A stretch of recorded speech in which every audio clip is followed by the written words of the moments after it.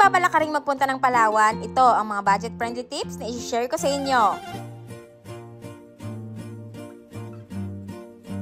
Nag-book kami ng 4 days and 3 nights sa El Nido, Palawan. At para naman masulit namin ang aming bakasyon, ay nag-book ako ng pinakamaagang flight sa Cebu Pacific. 12:30 AM ang kino-complete dahil pagdating namin sa Puerto Princesa ay meron pa kaming 6 hours land travel. Airfare price, 3,500, round trip Manila to Puerto Princesa. Pagdating namin ng Puerto Princesa Airport ay may nakaabang na sa aming sundo. At dahil ayoko na ma-hassle at gusto ko talaga mag-enjoy lang kaming pamilya, ay nagpa-assist na lang ako ng land tour sa kilala naming agency na si Travel and Tours by Shai. At nakuha ko lang yan ng 6,700 per pack. Kasama na dyan ang 2-way 6 hours land transfer, 4 days and 3 nights stay sa hotel. May kasama rin yung free breakfast at 2 days island hopping with free lunch buffet. Panoorin nyo ang video na to hanggang dulo para makita nyo kung gaano ito kasulit. Dumating kami ng 7:30 AM dito sa aming transient house. Mabuti na lang talaga at hindi sila puno ngayon at mabait si Nanay Esther kaya pinayagan nila kami mag-early check-in. Dahil 3 pamilya kami at 3 rooms din yung binigay sa amin ng travel agency. Simple lang ang room, hindi masyadong bongga pero komportable naman. Dahil maaga kami ay marami kaming leisure time. First day pa lang pero sulit na. Friday nga ito at napag-alaman namin pag Friday pala ay meron ditong Tabo Day. Yung araw na to ay baksakan ng mga murang isda at seafood. At ang palengke, walking distance lang sa transient house namin. Jackpot kami ngayon kasi sobrang mura talaga ng mga isda. Kagaya nitong fresh lapu-lapu, 280 lang ang per kilo. Yung mud crab, 350 lang per kilo. Itong pusit sa pagkatanda ko, 320 lang ang kilo. At ito ang nakakaloka, ang pampano, 240 lang ang per kilo. Itong lato, 50 lang per tali. Napag-alaman ko na bawal pala magluto sa mga transient house dito. Pero pinayagan nila kami mag-ihaw, kaya naman nakapagluto pa rin kami. Diskarte at tiyaga lang yan, no? Eto nga't nakapagluto pa kami ng sinigang. Unang araw pa lang namin ay sulit na talaga dahil sa mga seafood na to. Tignan nyo naman kung gaano kataba yung crabs. Tapos yung lato, sobrang fresh, ang mura pa. Inihaw din namin yung pusit na nabili namin. Grabe, sobrang sarap, manamis-namis, talagang alam mong fresh. At inihaw na pampano. Sinuwerte pa nga kami at nabigyan pa ako ng guyabano. Sobrang tagal ko nang hindi nakakakain yan. Grabe.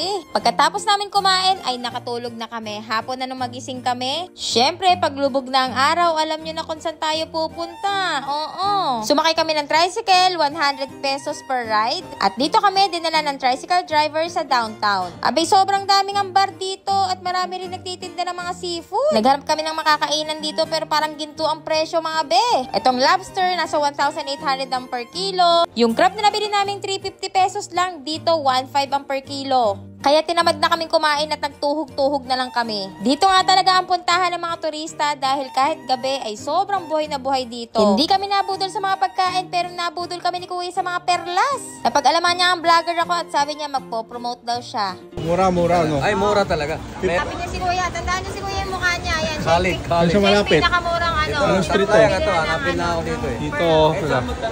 Ayan.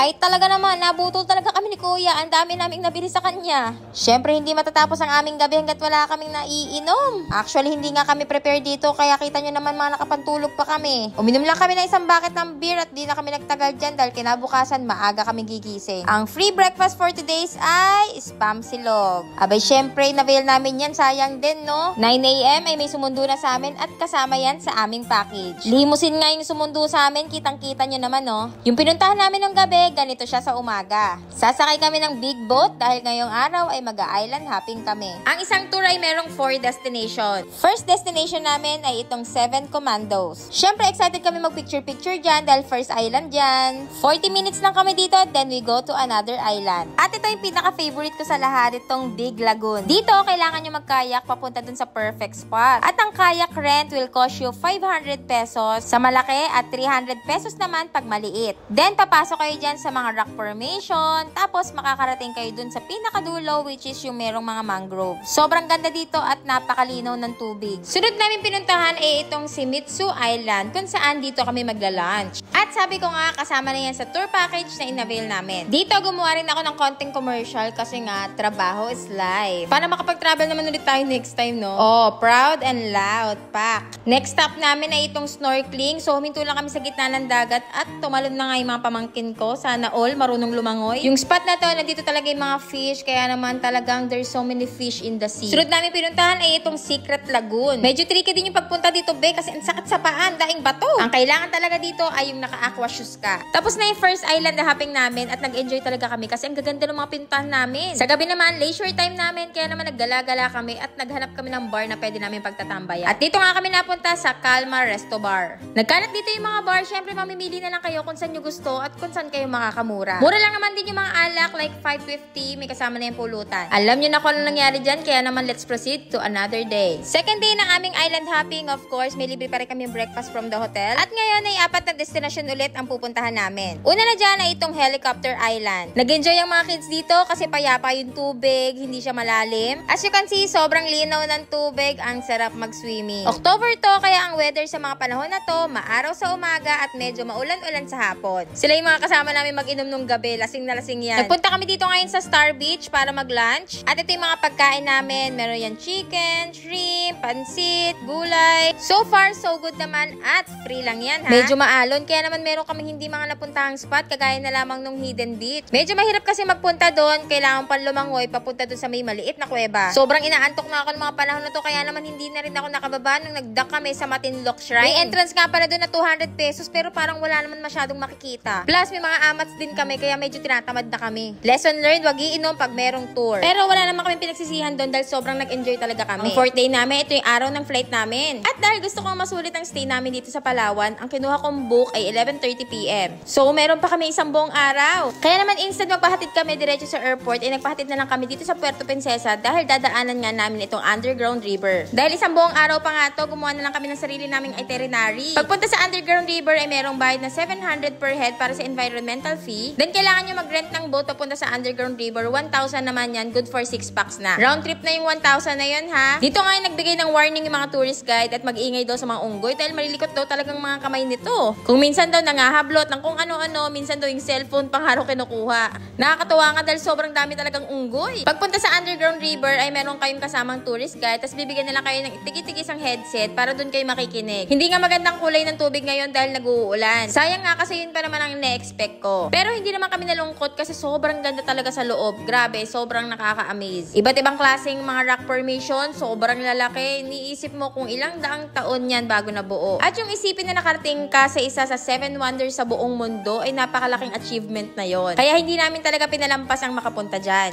Lunchtime, again, sagot na namin to, ha. Hindi na to kasama sa tour. So may nakita kaming buffet dito, 350 per packs.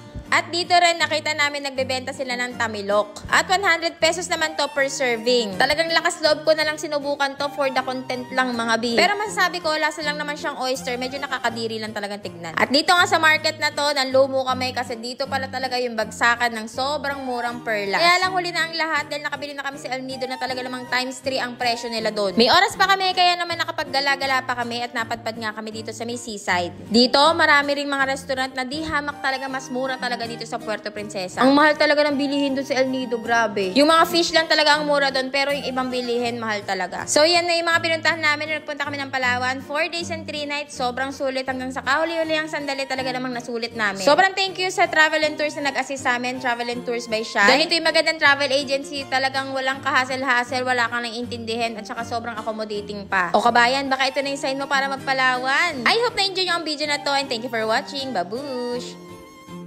Tours and Travels by Shai!